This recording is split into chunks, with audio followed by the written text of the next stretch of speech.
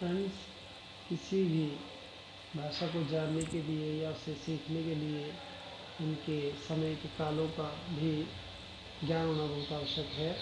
जैसे हम अंग्रेजी सीखते हैं या संस्कृत सीखते हैं या हिंदी सीखते हैं या किसी अन्य भाषा को भी सीखते हैं, तो हमें काल का ज्ञान होना आवश्यक है।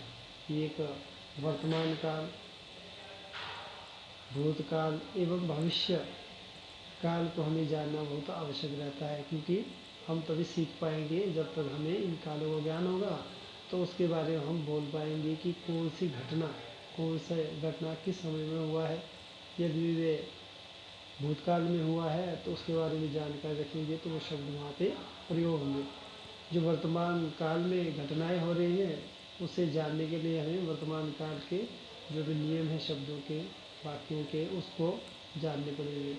तो भविष्य काल में उसी प्रकार से शब्द रूप, धातु रूप जो भी है वो प्रयोग में लाए जाएंगे। तो यहाँ पर भी हम जब देखें तो हिंदी में 3 काल बताए गए हैं: वर्तमान काल, भूतकाल एवं भविष्य काल। संस्कृत में भी इस प्रकार से वर्तमान काल, भूतकाल एवं भविष्यकाल बताए गए हैं। लेकिन हमारे यहाँ पर संस्कृत में जो धातु रूप है, जिसे हम काल की जो गणना है या काल का ज्ञान जो है वो उसके द्वारा बताया जाता है। लेकिन इसमें काल को जानने के लिए उसमें लकार का ही प्रयोग होता है, तो उसके बारे में आगे जानेंगे। उससे पहले हम राम शब्द के बारे में जानेंगे, राम रूप को हम जानेंगे।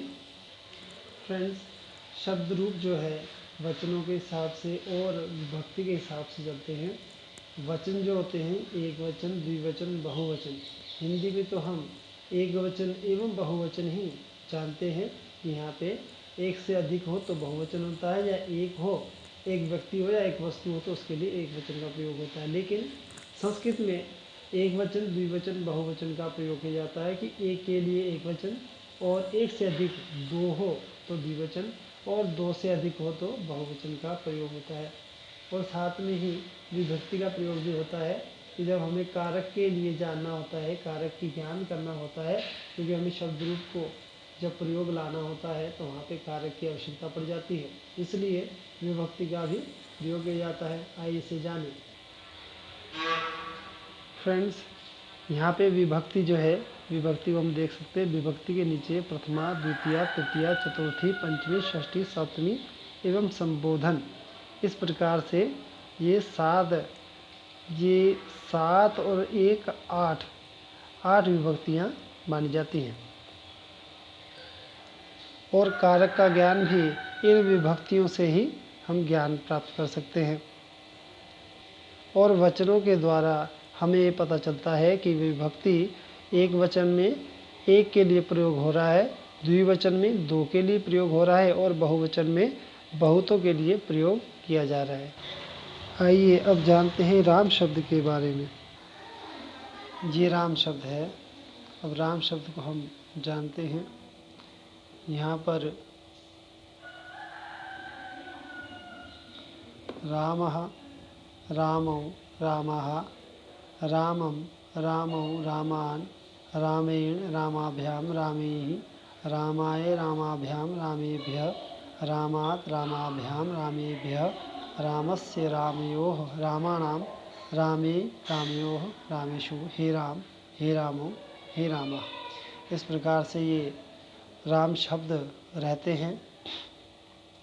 इसे हम इसको याद भी कर सकते हैं। और ये विभक्तियों के रूप में रहते हैं कि पहली विभक्ति में कैसे पढ़ा जाए, रामः, रामौ, रामः। द्वितीया में रामम, रामौ, रामान्। तृतीया में रामेण, रामाभ्याम, रामैः। फिर चतुर्थी में रामाय, रामाभ्याम, रामेभ्यः। फिर पंचमी में रामात्, रामाभ्याम, रामेभ्यः।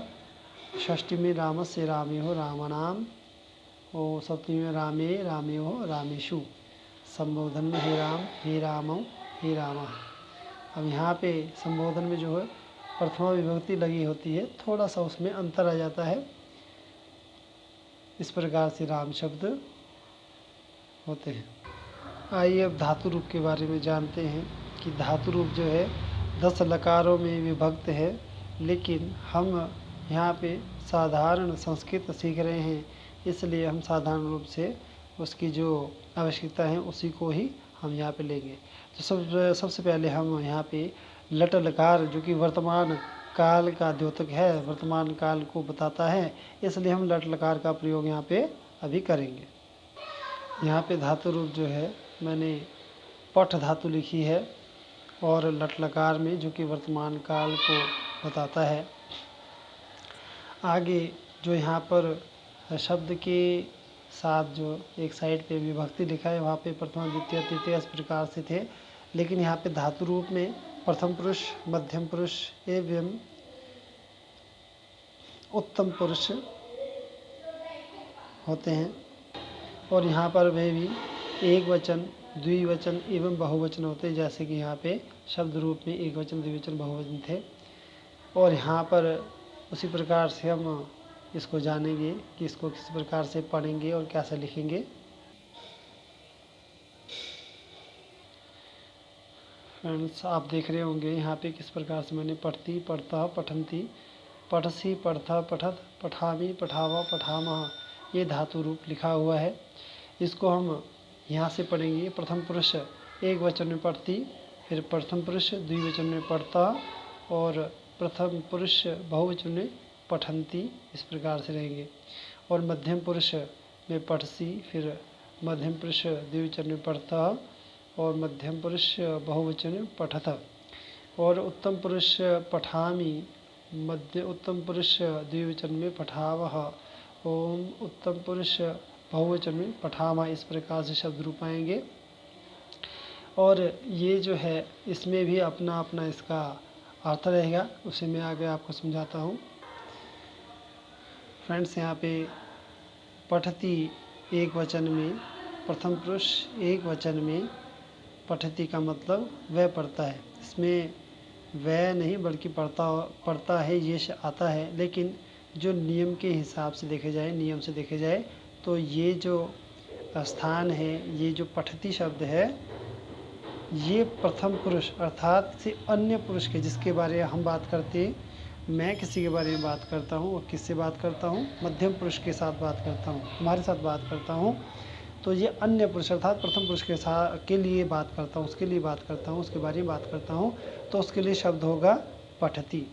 तो वहाँ पे जो ऑटोमेटिकली जो है वह शब्द उसके साथ जुड़ जाता है, तो इसका अर्थ आएगा वह पढ़ता है। तो उसके साथ ही द्विवचन में आएगा, प्रथम पुरुष द्विवचन में पठता अर्थात वे दो पढ़ते हैं, यहाँ भी वही नियम चलेंगे। उसके बाद प्रथम पुरुष बहुवचन में पठंती अर्थात वहाँ पे बहुवचन है, पहले एक वचन में एक, द्विवचन में दो लोगों के लिए और बहुवचन में बहुत सारे लोगों के लिए, तो वहाँ पे आएगा पठंती, तो वे सब पढ़ते हैं।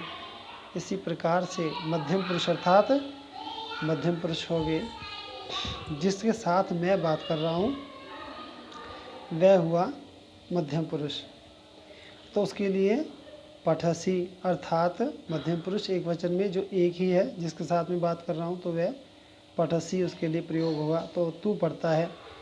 आगे पठथः, तुम दो पढ़ते हो, यहाँ पर भी वही नियम चलेंगे। और पठथ अर्थात तुम सब पढ़ते हो, यदि दो से अधिक लोगों से बात करते हैं तो वहाँ पे पठथ प्रयोग होगा। वैसे ही उत्तम पुरुष अपने लिए प्रयोग होगा, जो कि मैं किसी से बात करता हूँ, मैं प्रधान हूँ, मैं करता हूँ, तो यहाँ पे पठामी अर्थात उत्तम पुरुष एक वचन में मैं एक ही हूँ जो बात कर रहा हूँ, तो मैं पढ़ता हूँ। तो उत्तम पुरुष द्विवचन में पठावह कि हम दो पढ़ते हैं। आगे उत्तम पुरुष बहुवचन में पठामह अर्थात हम सब पढ़ते हैं। तो यहाँ पे इस प्रकार से ये जो धातु रूप है इस प्रकार से प्रयोग किए जाएंगे और इसी से ही शब्द का निर्माण होगा। सबसे पहले छोटे शब्द बनेंगे। हमने धातु रूप जाना, शब्द रूप भी जाना और शब्द रूप को किस प्रकार से जो है हम इसको पढ़ेंगे, किस प्रकार समझेंगे, ये आपको मैंने बताया। आगे कार्य के बारे में जानेंगे और भी बातों के बारे में जानेंगे। आज के लिए इतना ही। इस वीडियो को लाइक करें, शेयर करें, सब्सक्राइब करें और घंटी का बेल ज़रूर दबाएं। धन्यवाद।